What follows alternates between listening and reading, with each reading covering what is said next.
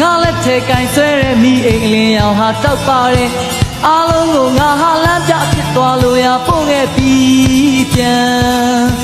မောင်ပါရဲဆိုရဲစူတော်ကြမှာရင်တွေခုံငါမော့ထွက်သက်ဝင်သမျှပြင်းလို့တော့မိအိမ်ဟာငိမ့်ငယ်တယ်